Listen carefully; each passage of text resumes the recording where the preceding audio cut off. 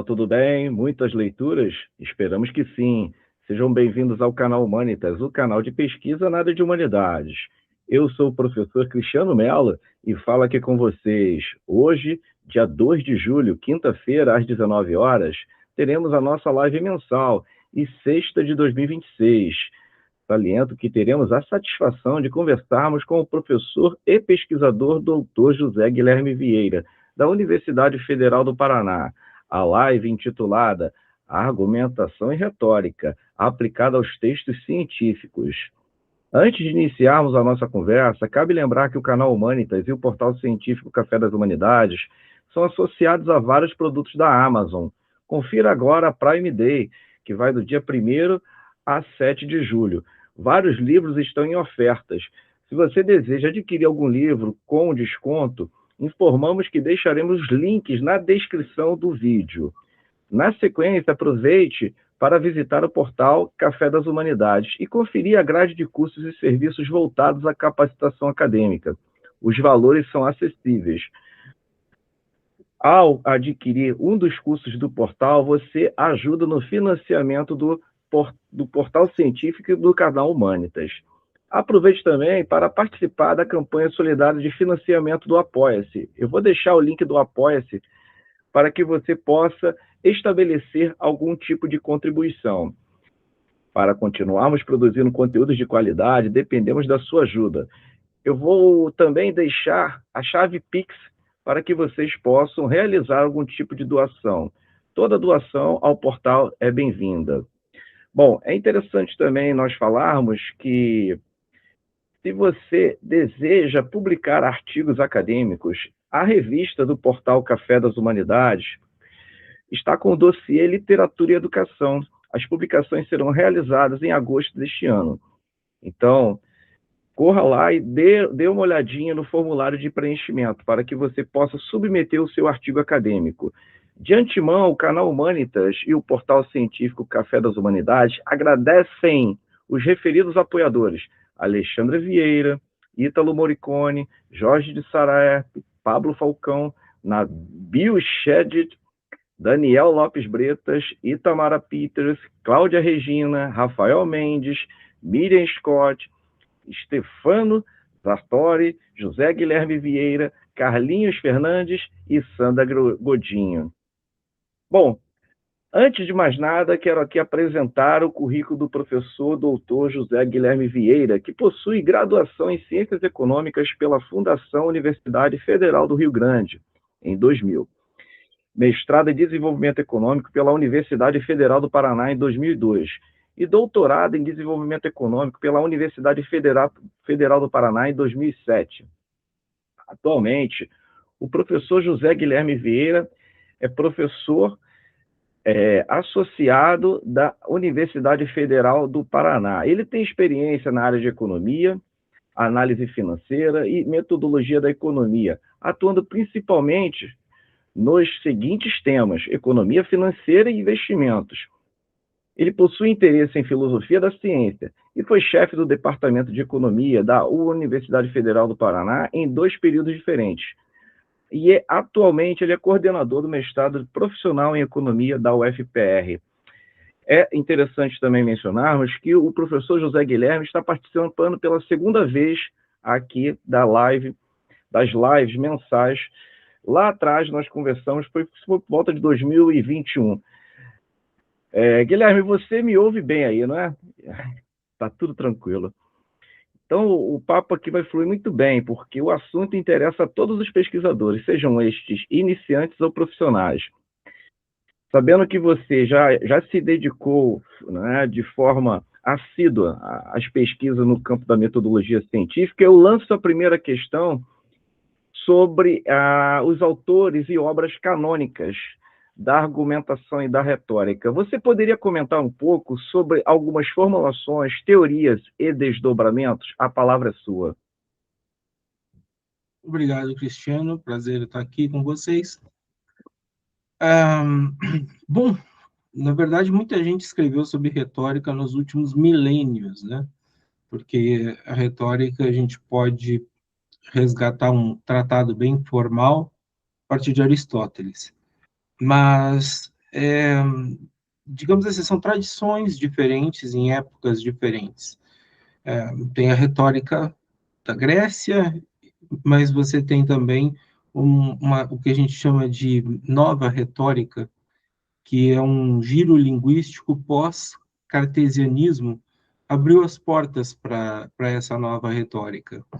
E aí a gente fala de livros mais recentes do século XX, com especial ênfase para o livro do Perelman. Mas então, para colocar assim marcos fundamentais, eu colocaria a retórica aristotélica e o Aristóteles eu esqueci de pegar aqui, né? Mas o Perelman é esse livro, Tratado da Argumentação, a Nova Retórica, Chaim Perelman e Lucy Obrecht-Tecker. Então, isso aqui é a nova retórica, é o resgate da retórica. Mas a retórica antiga, a retórica do Aristóteles, ela continua valendo nessa nova retórica. Então, o que a gente pode dizer? Né? São muitos autores que vão tratar da retórica sobre diversos aspectos. A gente hoje aqui tem a ênfase no trabalho científico, mas, por exemplo, lá na Grécia Antiga, ela era muito ligada a treinamento educacional para política. Então, você queria formar quadros que pudessem argumentar bem e se sair bem diante de uma discussão, de um debate político. Inclusive, por conta disso, dessa ligação com o uso da retórica para a política, é que teve muito preconceito contra a retórica por base dos cientistas. Em especial, né, toda aquela ciência mais pura, realizada pós-Renascimento, tem uma espécie de ojeriza à retórica. E por isso errada, né? Ela foi enterrada como método científico durante muito tempo e por isso que teve esse resgate, que a gente chama assim, da nova retórica a partir do livro do Perelman, Tratado da Argumentação. Mas nós temos muito, né? Nós vamos discutir outros autores aqui. Eu também gosto muito do Schopenhauer. Schopenhauer, porque eu acredito que as lições de retórica dele, elas são mais fáceis de se entender para a maior parte do público. Mas, por outro lado, tem um pênalti aí, né?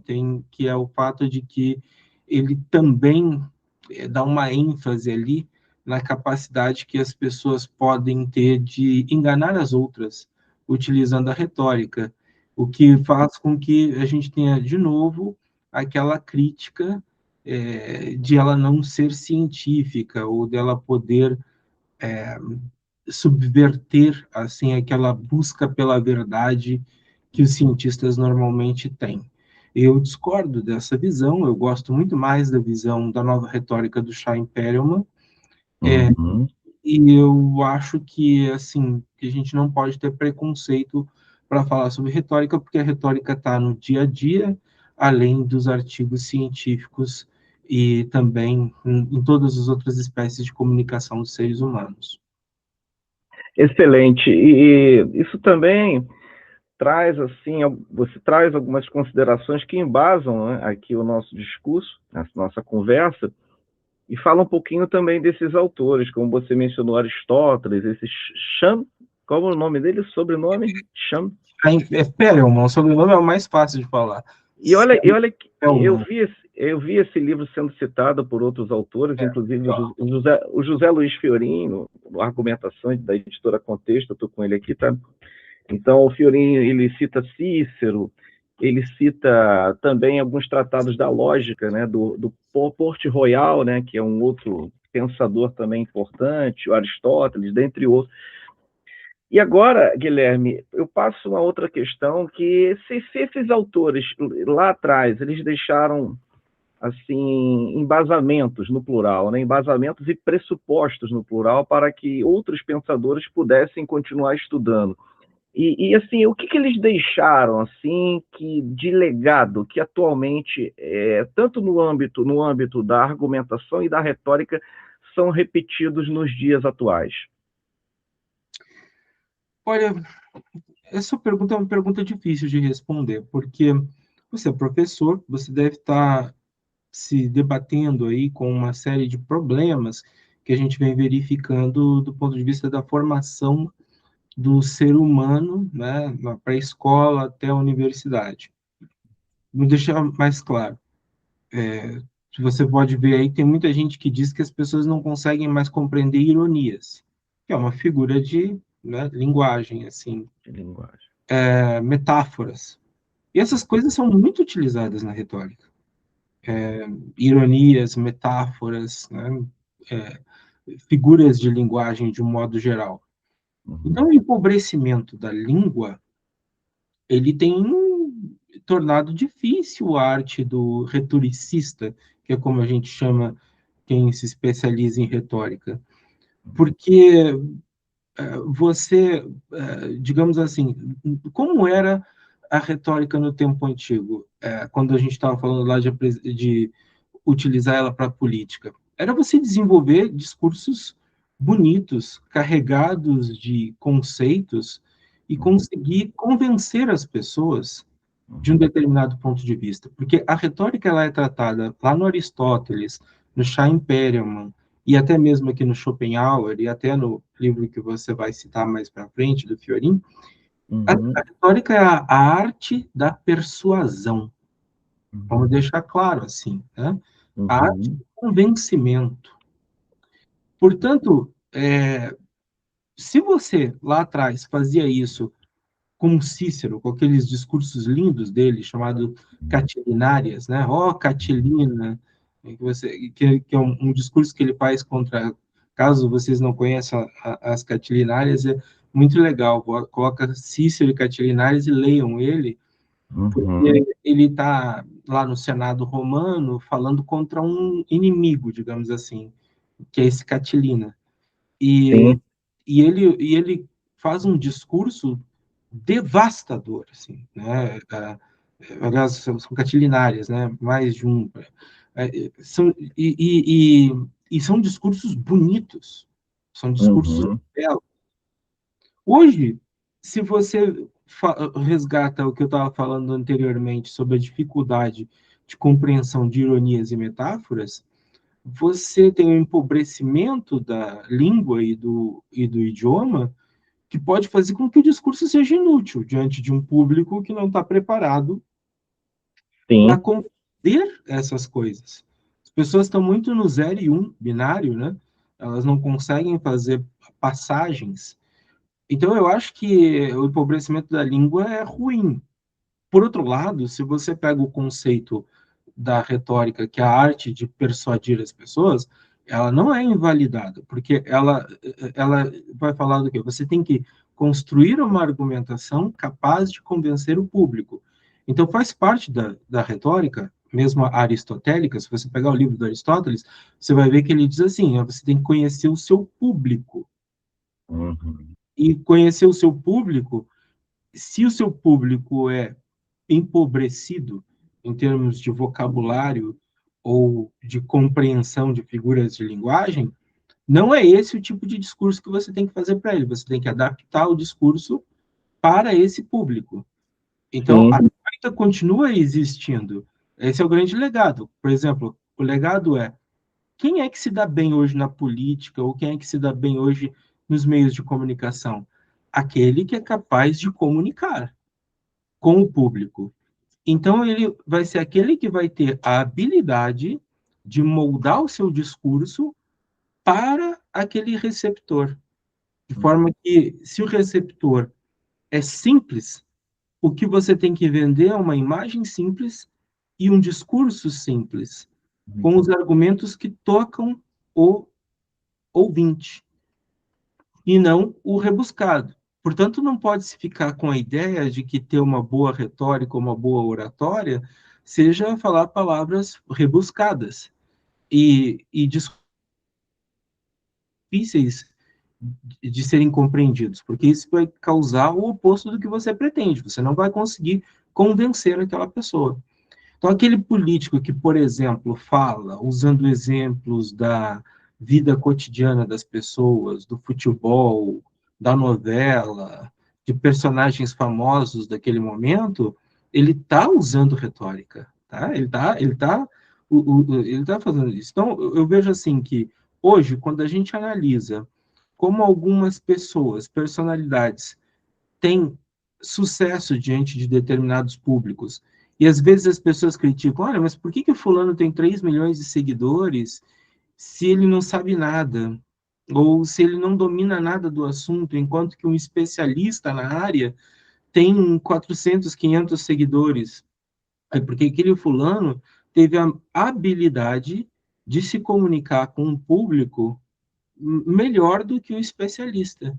E isso é uma coisa que a gente vê em toda a academia. A academia não sabe se comunicar com o público geral. Não sabe se comunicar. Portanto, o legado que a retórica deixa, eu acho que ele é amplo, mas uma das coisas que ela coloca é que sempre o que deve prevalecer é a capacidade de comunicar a sua ideia. Não a forma como você vai fazer isso pode mudar, mas você tem que organizar uma estratégia capaz de atingir um determinado público. Eu gostaria até de aproximar a oratória com a retórica. Você falou aí né, você citando Aristóteles, de conhecer o público. Recentemente eu li alguns tratados de oratória de um professor de São Paulo, tem aqui na minha biblioteca, e ele diz isso também, essa questão da aproximação do orador com o público, do conhecimento do seu público, né? Para que você alcance esse mesmo público. É interessante que ele não cita Aristóteles, mas Aristóteles já dizia isso, né? Então, então agora, Guilherme, nós passamos aqui para uma pergunta de cunho mais da linguagem, né? Em termos de linguagem, né? Em termos de uso do vernáculo e da atitude epistemológica. Em que medida a retórica pode ser utilizada na construção do texto científico? Bom, quando você faz uma tese ou uma dissertação de mestrado, uma tese de doutorado, uma dissertação de mestrado, você tem um propósito de convencer uma banca de que você se debruçou diante de uma pergunta de partida, um problema de pesquisa, conduziu a sua pesquisa por meio de a formulação de uma hipótese, organizou o trabalho de forma que metodologicamente ele estivesse adequado, apresentou uma argumentação, dados, e com o desenvolvimento do trabalho chegou a conclusões. Tudo isso é uma estratégia para o público da academia. Quer dizer, a academia, para ela estar convencida de que você apresentou uma tese acadêmica, ela vai querer ver essas coisas. Quer dizer, qual foi o problema de pesquisa que você se debruçou? Qual foi a hipótese que você seguiu? Quais foram os métodos que você utilizou? Quais foram as bibliografias que você citou? São as relevantes para a área? Então, esse conjunto de ingredientes, vamos chamar assim, são os ingredientes que fazem com que o teu avaliador diga que aquele trabalho está ok.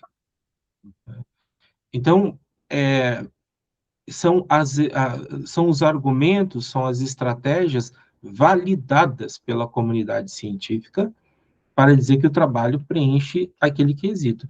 Se você não fizer um trabalho com base nesse roteiro, você está destoando do que é aceito como metodologia adequada para se atingir um determinado resultado. Então, basicamente, ele está dizendo assim, ó, o idioma que você tem que falar é esse, né? É esse que o idioma é científico. E aí você não pode, portanto, abrir o seu trabalho, né, e colocar ele, por exemplo, sem um foco específico. E também não pode utilizar um vocabulário que permita duplas interpretações.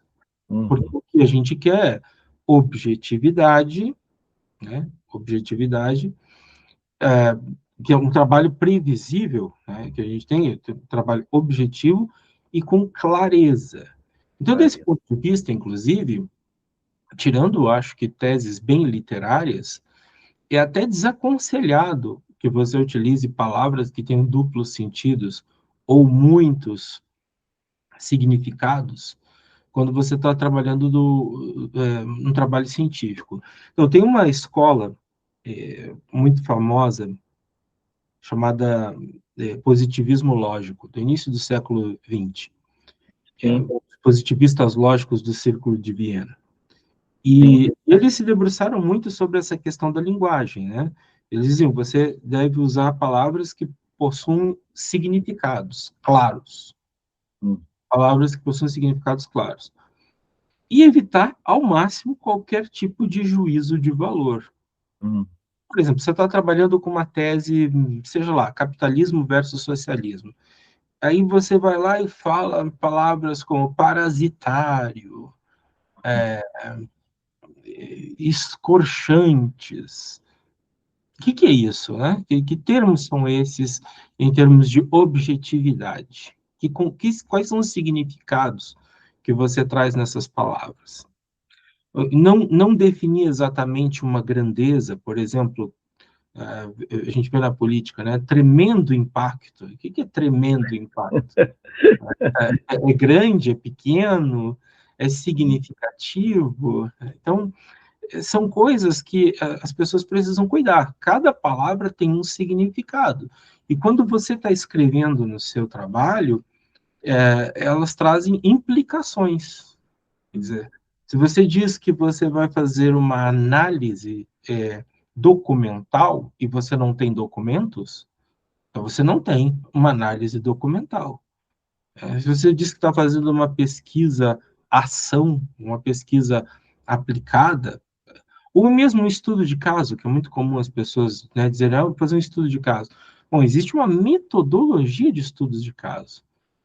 Tem mais de um autor que se debruçou sobre isso. Eu me lembro aqui do Yin, lá da Harvard, né? Robert Yin. hum. Você tem uma metodologia. Para fazer estudo de caso, você tem que ter esses ingredientes aqui.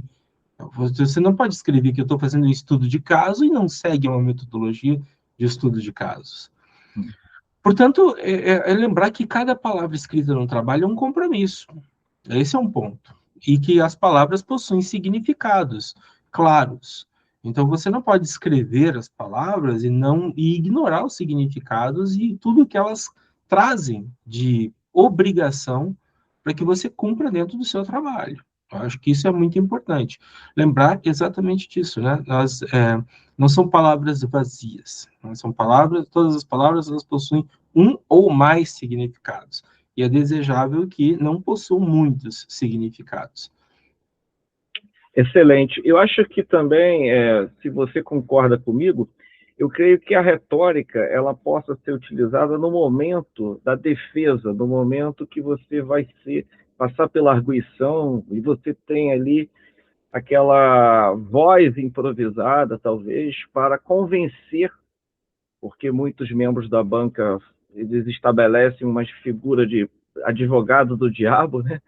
De questionar em termos de quais são as referências utilizadas, se você respondeu a sua pergunta de pesquisa. Então, eu acho que no momento da fala, a retórica ela possa ser utilizada com maior eficácia do que na escrita. É mais ou menos o que eu penso, né? Utilizando figuras de linguagem também. Mas, assim, é interessante o que você mencionou, porque no campo da literatura, como das letras, como é a minha área de atuação, na Faculdade de Letras da Universidade Federal do Rio de Janeiro, existe uma linha de pesquisa dentro do programa de letras vernáculas, eu creio que é de letras vernáculas, né, que o pesquisador pode escrever um romance para defender a tese. Ou seja, existe uma área de pesquisa que é a área da escrita criativa. E aí, dentro da escrita de um romance, ele vai escrever o romance e ele também vai criar ali, né, vai estabelecer um capítulo conceitual sobre o processo de criação. Então, ele traz um capítulo conceitual e depois ele escreve um romance.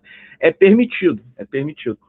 Então, algumas áreas, você até mencionou, né, porque existem algumas áreas que elas se comportam assim menos a rigor do que uma tese positivista, uma tese pragmática, uma tese mais assim metodologicamente mais fechada, né? Então é só uma curiosidade ao público que está aqui assistindo. Eu sei que no campo da economia é bem diferente, como é a sua área de atuação, e também das engenharias, né?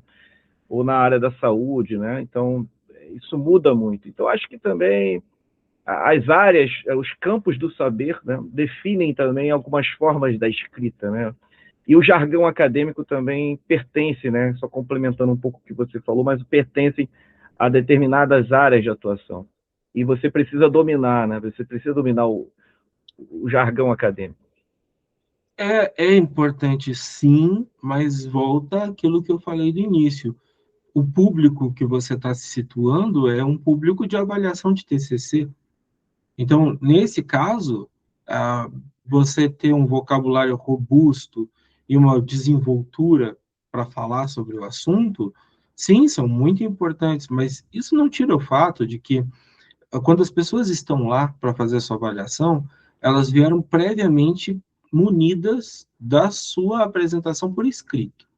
Então, elas já têm um conjunto de perguntas ou dúvidas que elas vão fazer, independente do que você for falar. O que a apresentação geralmente faz, quando é uma boa apresentação, você está o tempo todo falando sobre oratória, né? Oratória é retórica, é uma parte da retórica, né? Uma parte específica. É que ela mostra domínio. Se você tem uma boa oratória na hora de apresentar um trabalho, você está mostrando ali para a pessoa que aquele indivíduo está preparado, porque ele está fazendo uma apresentação muitas vezes livre de uma leitura engessada, ele está podendo responder as perguntas, né, no vai e vem ali das perguntas corretamente, está se saindo bem. Isso é avaliado, sempre tem um ponto lá para avaliar o teu domínio do assunto. Mas é fundamental, sim, a parte escrita estar bem organizada, porque quando você constrói um trabalho com bem, digamos assim, claro, enxuto e que tem uma linha que não se perde, né? Não se desvia, você evita as perguntas difíceis, porque tudo aquilo que não foi do interesse, não foi objeto de estudo, é invalidado como uma pergunta num momento desses, porque não pertence ao escopo do trabalho. Né? Então, a melhor maneira de você se escapar desse tipo de coisa é exatamente você ter feito um trabalho que blindou das perguntas difíceis. Nesse sentido, já que a gente está falando dos livros de retórica, né, é o do Schopenhauer, o livro A Arte de Ter Razão, que vai falar muito dessa parte da oratória. Né, Esse eu não tenho. Esse eu não li. Ele tem, às vezes, até para avisar para as pessoas, aqui está dizendo arte de ter razão, mas existe também como vencer um debate sem ter razão, que também é o do Schopenhauer. É só você procurar 38 estratagemas, porque ele tem dois títulos diferentes em português, né? Mas é só você falar Schopenhauer e 38 estratagemas, que são 38 estratégias de se dar bem num discurso, mesmo que você não domine o assunto, e mesmo que você não saiba, assim, não precisa falar a verdade. Né? Você pode escapar falando mentiras, vamos dizer, usar a palavra correta aqui, porque nesse caso ele está usando a habilidade que você tem para contra-argumentar. É um livro destinado a isso, ou a sair de saias justas. E você faz isso, às vezes, desviando o assunto, você faz isso atacando o seu oponente, dizendo que aquilo que ele colocou não é correto, não está completo. São estratégias, às vezes, bastante discutíveis até para ganhar esse debate. Mas aí é uma coisa que não deveria ser usada no TCC, eu não aconselharia. Isso deveria ser usado num debate do tipo congresso, onde você tem alguém que está criticando o seu trabalho, e aí você pode usar das estratégias mais duras aqui do Schopenhauer. porque num TCC o ideal é você ser friendly, assim, com as bancas Sim, que estão te avaliando, né? E não questionar ou colocá-las numa situação em que elas podem se revelar burras ou perdidas. Então, não é sim. aconselhável fazer isso. Interessante. Agora nós vamos para a próxima questão, que envolve o livro do Schopenhauer, que é a arte de escrever. Eu inicio citando o próprio Schopenhauer. Abro aspas.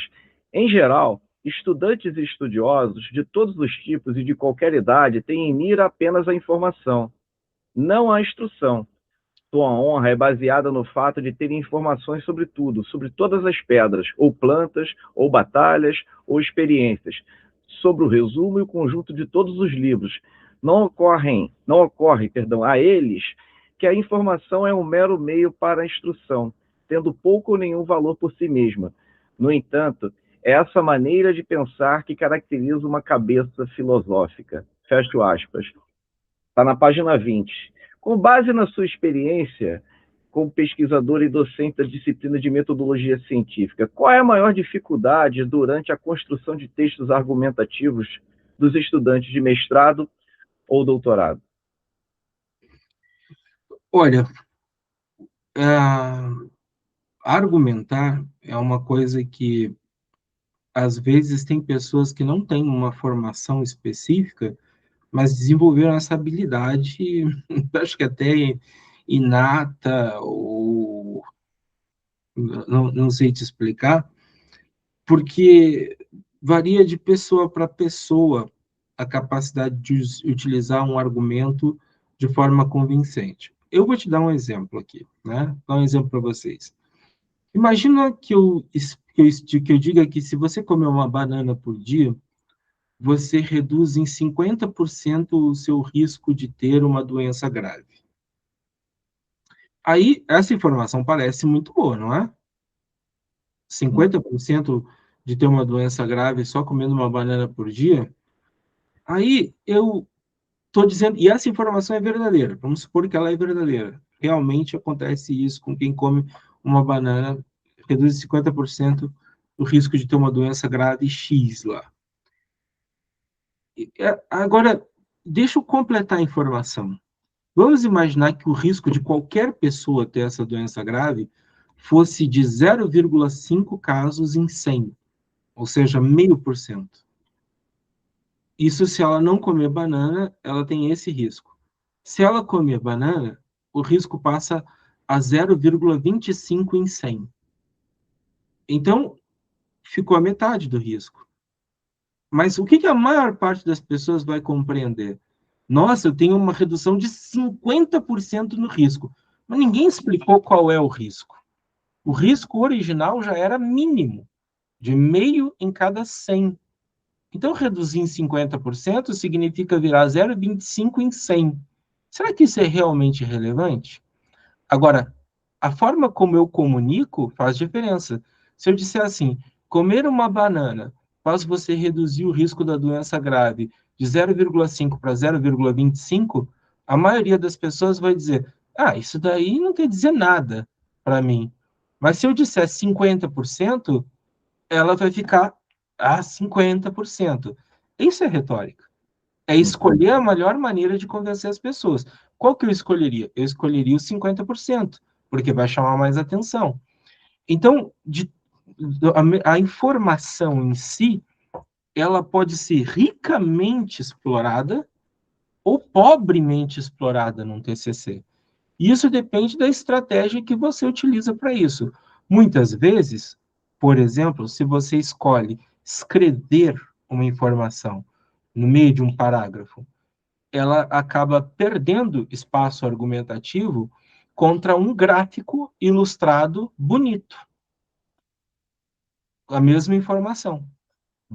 Então, o gráfico ilustrado bonito chama mais atenção do público e para aquele ponto ali, porque ele vira um foco. Você está lendo o texto, vê um gráfico, e aí minha nossa, olha isso daqui. Ou então uma tabela, né? É disso que eu estou falando. Agora, se você escreve dentro do texto, às vezes a pessoa passa rapidinho, vê aquele monte de número ali, e nem consegue associar A com B. E a mesma informação apresentada dentro de um parágrafo disperso em números e palavras, contra uma ilustração, você tem uma diferença de impacto no convencimento. A arte retórica é a arte de escolher a melhor maneira de argumentar e convencer. Então, quando eu escolho a ilustração em um determinado momento, eu estou fazendo isso. Ou, quando, dentro de um conjunto de dados, eu escolho os dados que eu quero destacar, eu estou ali levando a um convencimento. Sim. Esse ponto. Então, é isso que a gente quer dizer com essa questão da informação aí. A forma como você comunica, a forma como você ilustra e a forma como você direciona o olhar do leitor, do telespectador para um determinado ponto, faz com que o seu argumento, com o seu ponto de vista, seja reforçado ou não. E isso é uma habilidade que a gente desenvolve com o tempo, mas eu tenho uma regra, né? Eu fico pensando assim, como é que eu conseguiria ser convencido sobre esse assunto? O que eu gostaria de ver para que eu fosse convencido de um determinado ponto de vista? Ficar pensando sobre isso. Será que dessa maneira não seria melhor? Ou daquela outra maneira? E refletir bastante sobre aquilo. E é claro, né, se você tem um orientador, você pode discutir também essas coisas com o orientador, no caso de um trabalho científico. Interessante.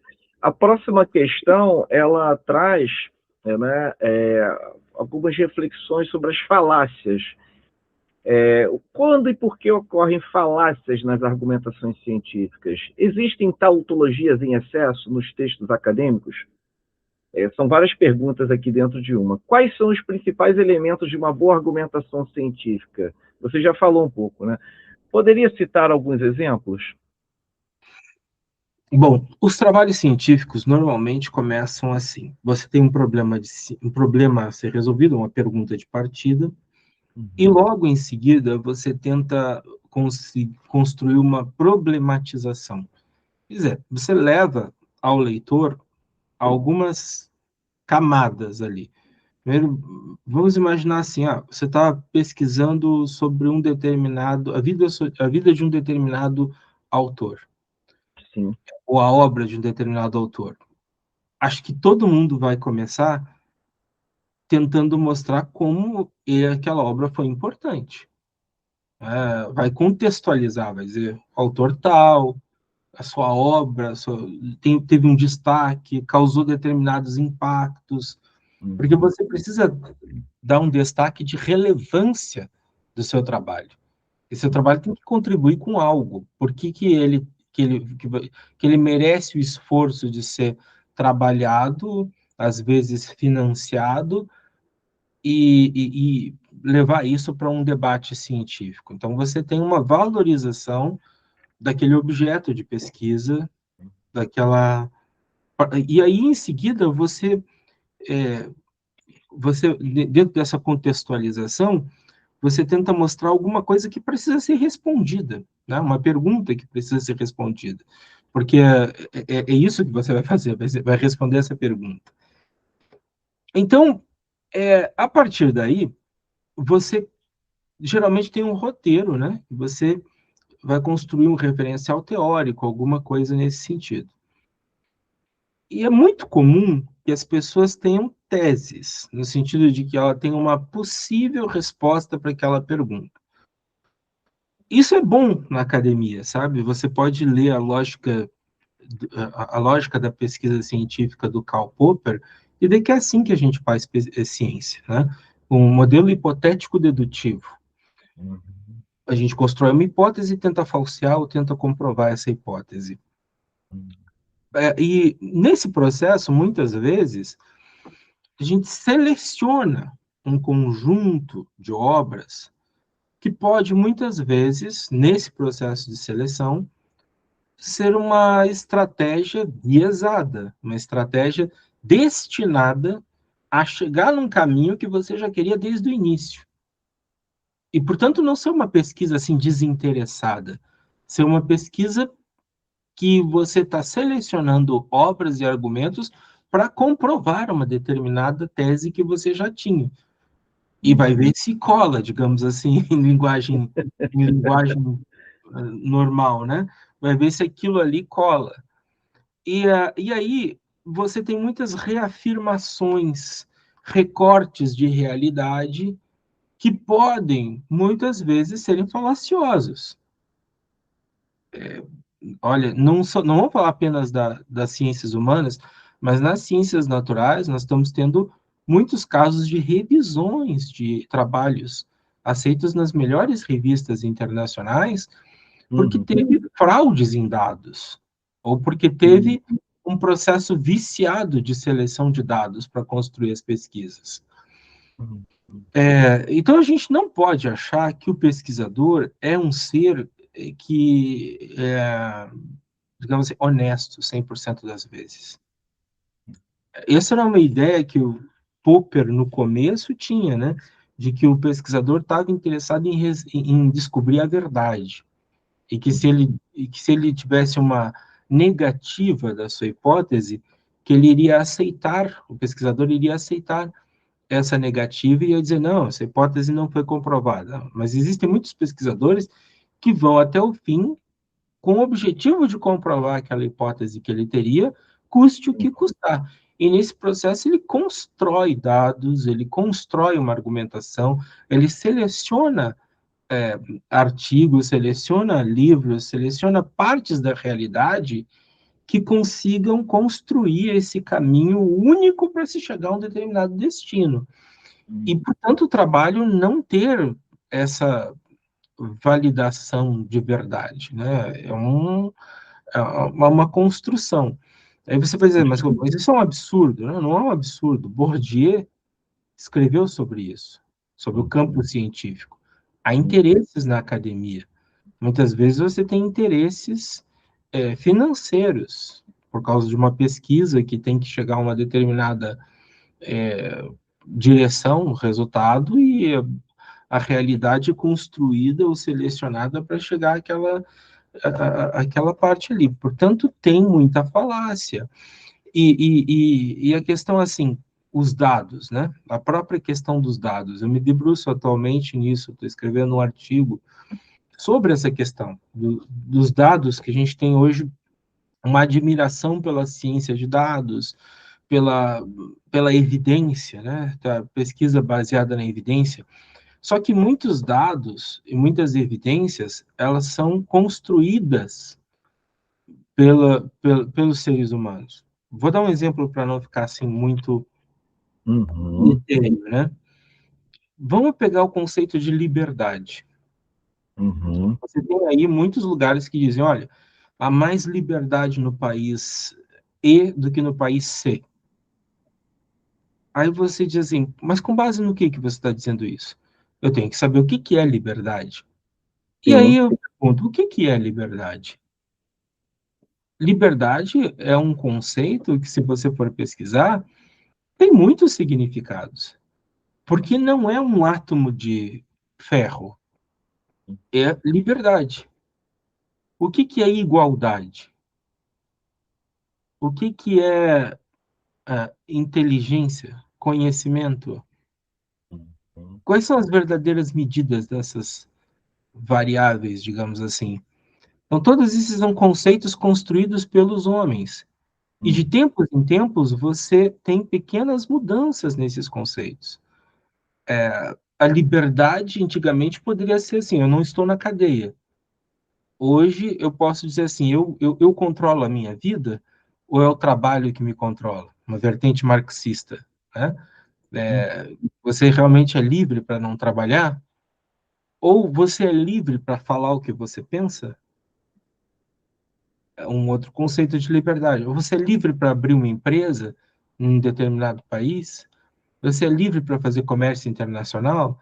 O que é livre? O que é liberdade? Então, o que é igualdade? O que é racismo? O que é feminismo? São conceitos cheios de significados. Então, você pode escrever e ver outra pessoa escrevendo um artigo sobre feminismo e eles se debruçarem sobre uma mesma realidade, chegarem a conclusões diferentes, porque arranjaram um conjunto de argumentos numa direção para chegar numa conclusão que eles já tinham desde o início. E aí você dizer assim, bom, o que, que vai acabar validando um como certo e outro como errado? A gente pensa que é alguma coisa bem objetiva, mas não é.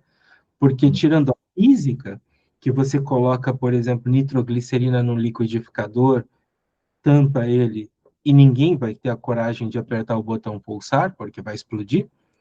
Em Uhum. todas as outras áreas, você vai depender muitas vezes da validação da academia, das universidades, dos congressos, que vão dizer o que é o certo, tá? Mesmo dentro dessa esfera acadêmica pura, aquilo que nos anos 90 era aceito, nos anos 2000 já pode ser diferente, 2010 mais diferente ainda, 2020 ser uma completa aberração. Porque o Uhum. consenso da academia sobre o que é cada um daqueles conceitos mudou ao longo desse período. É por isso que é muito complicado a gente dizer que existe verdade ou que o nosso trabalho consegue chegar a uma verdade. Quando a gente está falando de física, já é difícil, imagina nas áreas humanas ou das ciências sociais de uma maneira geral. Interessante, interessante. É uma longa reflexão, né? E a próxima questão, ela gira em torno do livro do professor José Luiz Fiorin, que é o livro Argumentação. E ele, durante a abordagem dos argumentos, dos tipos de argumentos, né, ele trata dessas modalidades. Então, ele fala da argumentação tautológica, né, para quem está assistindo aqui, né, a tautologia, quando você, por um predicado, você não esclarece nada sobre o sujeito. Você esclarece o óbvio, né, para quem aqui está na dúvida de tautologia. É como se dissermos a terra é redonda. Né? Eu não disse nada sobre tanto, né, o planeta Terra, mas o óbvio no caso. E ele também fala da argumentação comparativa, e é essa que eu queria que questionar um pouco. No caso desta argumentação comparativa, ele diz o seguinte, cito, uma maneira de definir é aproximar ou diferenciar um objeto de outros. Quando se faz uma comparação, não se toma o objeto em si, expondo suas características ou suas funções, mas se escolhe um objeto mais conhecido e se fazem aproximação entre eles. Fim de citação, está na página 128.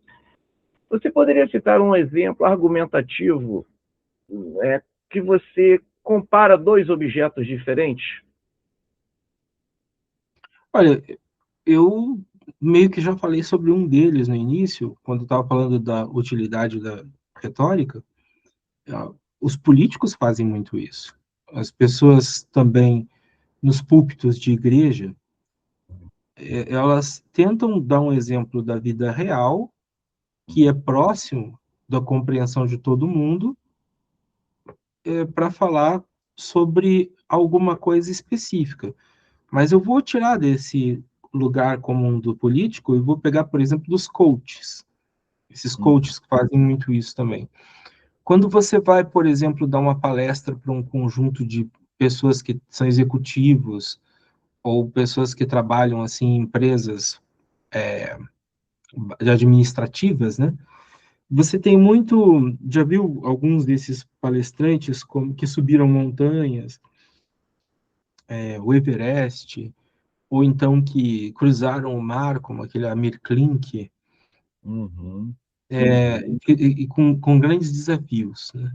Então, no caso do Everest e do Amir Klink, são desafios muito grandes, subir o Everest ou cruzar o mar, e Uhum. solitários.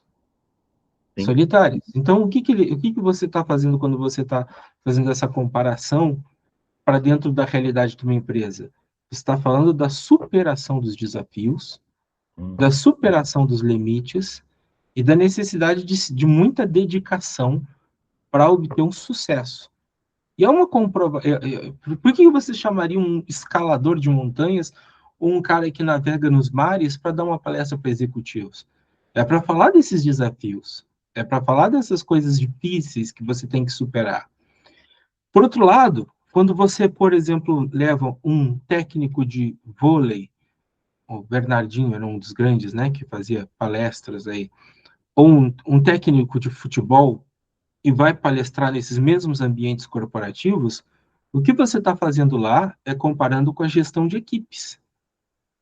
É o gestor de equipes, é o gestor de talentos e a necessidade do trabalho em equipe e do sucesso em equipe, que também é uma temática comum no mundo corporativo.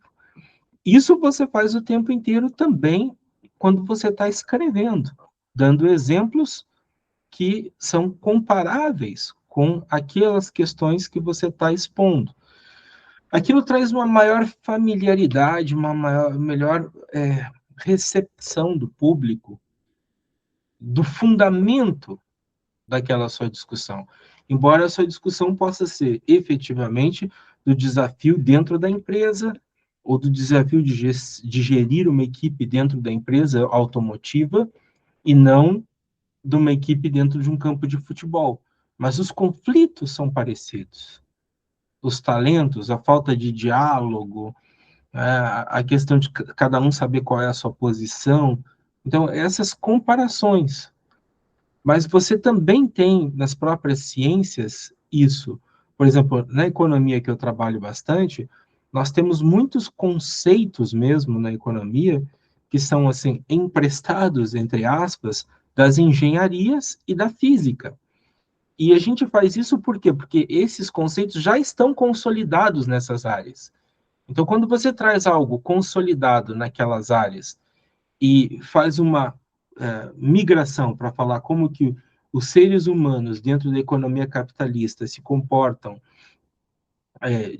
que é parecido com como os materiais de um determinado campo lá da ciência se comportam, você está fazendo uma comparação, né? E pode, inclusive, usar os mesmos métodos de medição, tomando por emprestado o, digamos assim, glamour dessa outra ciência, onde ele já está consolidado.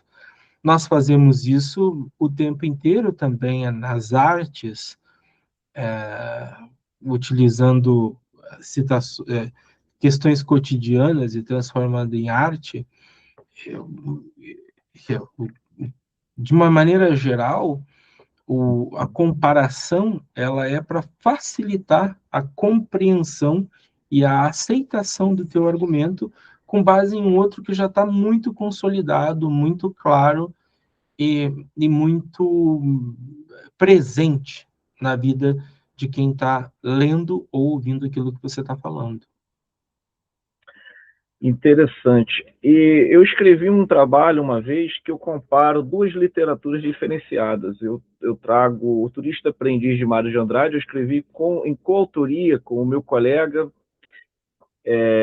um colega que também ajudou bastante a fazer o trabalho, e nós trabalhamos com O Turista Aprendiz de Mário de Andrade, comparando com a literatura peruana, que é o romance póstumo do escritor José Maria Guerdas.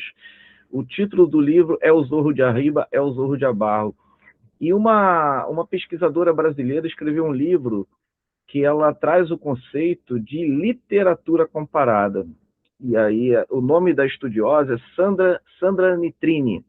E o nome do colega é Pedro, meu colega Pedro Nunes de Castro. Então, assim, foi bem interessante, porque eu comparei um pouco dessa vida da posteridade dos dois autores também, porque o Mário de Andrade morreu de infarto, né, morreu com 51 anos de idade, e o José Maria Guerdas cometeu suicídio na própria universidade, numa cidade lá no Peru, né? Ele ficou no hospital 2 ou 3 dias, depois faleceu. E foi publicado póstumamente. Tanto é O Zorro de Arriba e O Turista Aprendiz. Tá na revista Rebela. Então, assim, eu acho que a argumentação comparativa, como o José Luiz Fiorin aqui nos traz, ela nos ajuda a pensar como nós podemos aproximar dois objetos diferentes, né? No caso aí foi a literatura, como aqui eu trago nesse exemplo, e como a ciência, né, pode ajudar-nos a compreender os fenômenos, né, os diferentes fenômenos dos dois objetos. Interessante. A próxima questão, ela traz, Guilherme, o seu doutorado, né? Nós estamos chegando aos minutos finais aqui, mas temos mais um pouquinho aqui de reserva. O seu doutorado eu li, gostei muito da sua tese, são 3 ensaios, né, 3 artigos dentro da tese, e no segundo capítulo você faz uma abordagem da obra do Thomas Kuhn, que é um grande clássico, né, a estrutura das revoluções científicas. Em que medida as suas pesquisas e projetos no campo da retórica, né, e da argumentação, tá? Mas a sua tese foi um pouco diferente, né? Desde 2007, quando você defendeu, né, você hoje já é livre docente, né, da própria, até atualizando aqui o seu currículo, né? Uma titular. Isso, titular. Você hoje é professor titular. Em que medida as suas pesquisas e projetos no campo da retórica e da argumentação têm lhe ajudado como professor e pesquisador nos últimos anos? Na verdade, retórica e argumentação me ajuda pessoalmente também, não só como pesquisador, porque eu trabalho coordenando grupos, então eu ouço argumentos o tempo inteiro. E me especializar em compreender retórica e argumentação faz com que eu, quando estou ouvindo uma pessoa falar ou argumentar, eu consigo já prever o que ela realmente quer. Às vezes a gente consegue descobrir a essência por pequenos deslizes, né? Pequenas expressões que você utiliza. Às vezes você conta, não, a pessoa falou 10 minutos com você e 3 vezes ela tocou num determinado assunto. Então você sabe, ó, isso é o que está incomodando aquela pessoa. Ela pode ter falado sobre várias coisas, mas é isso que está incomodando aquela pessoa. É esse destaque, aquilo que ela volta ao tema e tudo mais.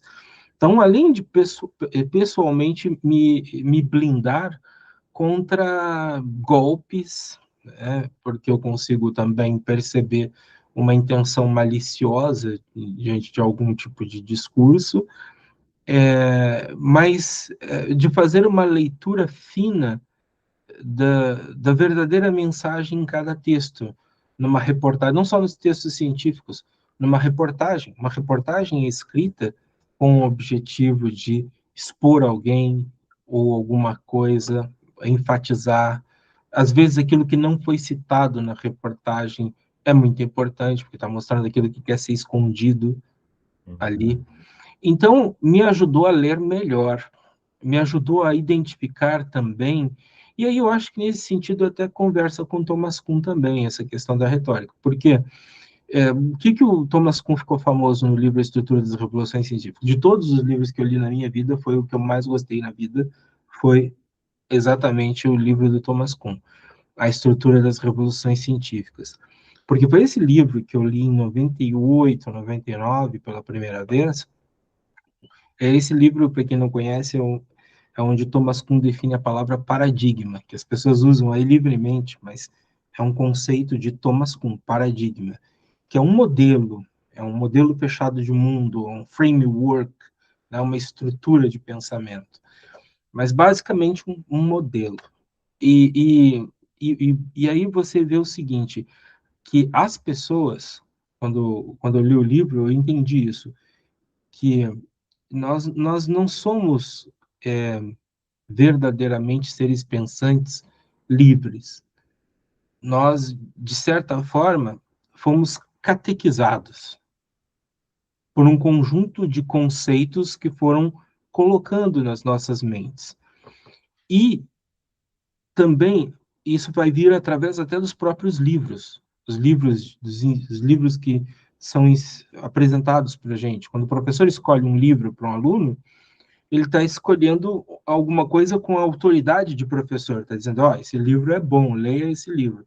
Aí o aluno lê o livro e ele diz assim, ele lê sem o preconceito, ele diz, o professor disse que é bom, então é bom.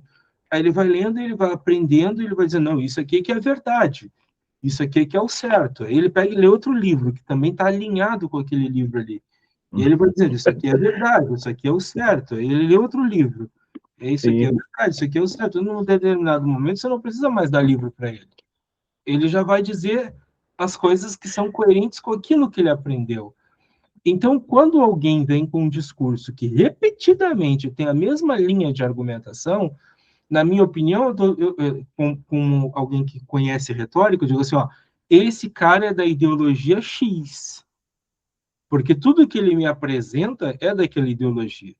Veja, por exemplo, vou dar aqui um exemplo simples, tá? Vai ser polêmico. Mas se uma pessoa, no meio de um discurso, fala a palavra estadunidense para mim, eu já sei que ela tem uma matriz ideológica. Só por ela ter citado essa palavra. Porque é uma palavra típica de marxistas, de pessoas socialistas, etc. Estadunidense, para definir o norte-americano. Porque é você pode ver, a literatura que escreve assim é a literatura que tem uma corrente de pensamento ali. Então, nesses pequenos chavões, na sistemática forma de argumentar numa determinada direção, me diz exatamente quem aquela pessoa é. E isso eu também vou saber quando eu estou lendo um livro. Porque eu estou lendo um livro e estou vendo uma sequência de argumentos que eu imediatamente identifico com uma determinada tradição, eu já fico alerta e começo a perceber, ó, ele provavelmente não vai falar de uma outra coisa, porque ó, isso é inimigo dessa corrente, né? É inimigo dessa tradição. Então, eu já sei que esse texto vai estar capenga sobre esses determinados assuntos. Eu tenho que procurar outra literatura para completar isso aqui, porque ela não vai dar conta de responder um assunto que ela detesta, odeia, né? Esse é o ponto. Então, retórica me ajudou a ler melhor o mundo e as pessoas, além dos trabalhos científicos. Excelente, excelente. E você está com o seu livro aí agora, né? O seu livro sobre metodologia. E é Já um não livro interessante. foi publicado, né? Mas ainda tem na internet aí, Vou porque mostrar a a capa dele, então. internet é um mundo livre, né, de PDF. É isso Metodologia aí. Sim, científica na prática. Tem sim, sim. milhares de livros desses que Sim. foram publicados, né? Mas esse é um trabalho que foi feito por um curso EAD com o foco, ele até tem no início do trabalho, tem essa discussão do Thomas Kuhn, porque é uma discussão sobre o que é ciência, né? Mas ele é focado em como escolher um problema de pesquisa, uma hipótese, uma metodologia. Então, é uma receita de bolo para escrever um artigo, digamos assim, um livro, assim, Uhum. bem focado e bem objetivo, bem direto. Quer dizer, ó, um problema tem que ter isso, aquilo, um tema tem que ter isso, aquilo, uma hipótese, os assuntos A e B. Então, foi um grande esforço que eu tive para limpar das discussões assim mais filosóficas. Eu fiz um capítulo filosófico e depois vai direto para essa receita de como escrever artigos. E só uma curiosidade, o livro do professor Fiorin, a maior parte dos exemplos citados no livro são obras literárias. Então, ele traz a argumentação para a língua viva. Segundo ele, a literatura é a língua viva. Então, aqui tem trechos de Eça de Queiroz, tem trechos de Camilo Castelo Branco. Então, assim, o que mais achei curioso foi isso, né? E ele diz que nos romances policiais de Agatha Christie, Agatha Christie é a melhor, digamos assim, uma das melhores escritoras, segundo ele aqui, né, que ele vai citar esses exemplos dela, para que você possa aprender a argumentar, porque traz, né, a figura do detetive. Então, o detetive precisa descobrir o assassinato, né? E aqui ele cita aquele, acho que é o trem parador, né, que é um dos romances dela e tal. Isso que eu fiquei curioso, né? Então, o livro inteiro ele vai ser permeado por Ah, exemplos, trechos literários. se me permite interromper, eu costumo, quando eu dou aulas de metodologia, a minha Uhum. primeira aula é sobre o assassinato da Odete Roitman, né? E por quê? Eu digo assim, olha, vocês viram a cena da Odete Roitman, antigamente eu tinha problemas, mas agora como teve um remake aí, o pessoal já tem mais na memória. Sim. Mas porque você pensa bem, o que acontece? O detetive chega lá na cena, ele tem uma pergunta de pesquisa, né? Quem matou Odete Roitman? É isso que ele quer descobrir. Ele tem hipóteses. Foi o amante? Foi alguém que trabalha na empresa? Ele vai seguir um caminho, né? Mas mesmo nesse sentido, depois, na condução do trabalho, você se depara com diversas fases que são típicas de um trabalho científico, porque é uma investigação, né? É uma investigação. Só que pode ser uma investigação literária, pode ser uma investigação policial, mas é uma investigação, pode ser científica. Agora, já que você deu esse exemplo aí, e eu poderia falar do livro do Aristóteles, Arte Retórica, Arte Poética, que é o clássico, ou o livro do Perelman, que é o livro Tratado da Argumentação. Esse livro aqui, inclusive, sabe quem mais lê esse livro do Perelman? Ó, a editora Martins Fontes, aqui no Brasil, é a editora do pessoal de direito. Quem lê isso é advogado, porque advogado precisa argumentar, precisa saber convencer. Sim. Então, as pessoas que mais leem esse livro aqui são advogados, o livro do Tratado da Argumentação. Mas eu acho que para o público geral, o livro que mais vai encantar é o livro do Schopenhauer, porque esse livro ele tem receitas rápidas de como você escapar de qualquer armadilha e de vencer uma pessoa argumentando. Então, ele tem exemplo, ó, por exemplo, aqui, estratégia 11, tome um conceito geral para um caso particular. Disfarce seu objetivo final, é o 9 aqui. Desestabilize o oponente, é o 8. Esse aqui é bem simples, ó. Ao provocar raiva, o oponente sai fora de seu equilíbrio e racionalidade para julgar corretamente e perceber a própria vantagem. É possível fazê-lo ficar com raiva por meio de repetidas injustiças, de algum tipo de truque e pela insolência. Basta você ver que aquele evento lá do Marçal com o da Atena, né? Em que um provoca raiva e tira o outro da jogada, né? Você perde a razão, acaba com um discurso. Então, exatamente, esse livro é bem legal, porque ele mostra como você pode abordar, para cada tipo de pessoa ou situação, estratégias diferentes para vencer um debate. Mas é um debate oral aqui, dessa parte que você gosta, da oratória. Embora algumas dessas estratégias você possa usar por escrito, mas nem todas.